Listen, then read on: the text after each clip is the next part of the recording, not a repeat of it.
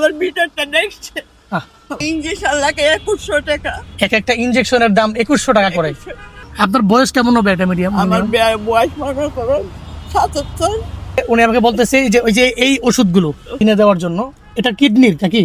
কিডনির আছে, হার্টের আছে, গ্যাস্ট্রিকের আছে, সবে মিলে গেছে। মানে সব মিলে আছে। আমি বলতেছি ঠিক আছে, আমি আপনাকে সবগুলো কিনে দিব। কাগজ দেখেন।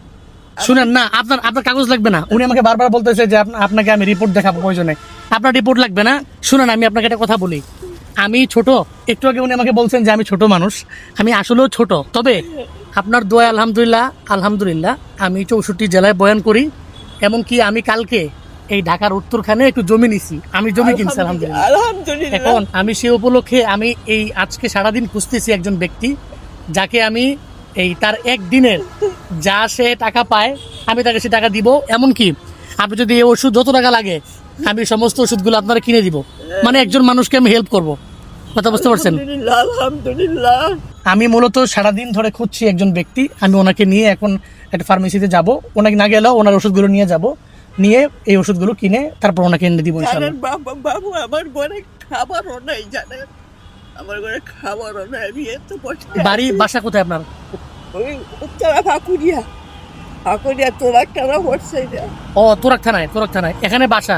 আর বাড়ি কিশোরগঞ্জে, ওখানে বাড়ি ভিটা বাড়ি নাই। এটা বাড়ি নাই। আপনার বয়স কেমন হবে এটা মিডিয়াম? আমার বয়স মনে করো 77। 77 বছর বয়সী একজন দাদি, যিনি এই উত্তরা জসিমউদ্দিনে মানে ভিক্ষা করছেন, মানে এক কথায় মানুষের দ্বারা দ্বারে ঘুরছেন কিছু ঔষধের জন্য।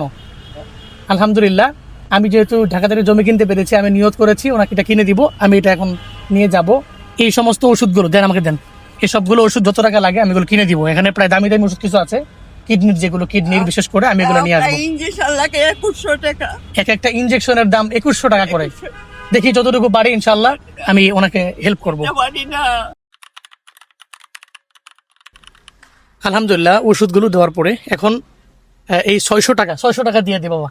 জানেন, আমার জন্য দোয়া করেন, দোয়া করেন, আমাদের জন্য দোয়া করেন যাতে আল্লাহ আমার জমির একটু বরকত দেয়। হ্যাঁ, দোয়া করবেন তো ইনশাল্লাহ? আলহামদুলিল্লাহ। ঠিক আছে বাবা, ঠিক আছে।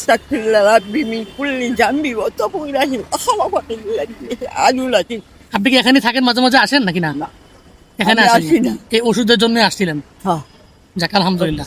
ঠিক আছে, আসসালামু আলাইকুম।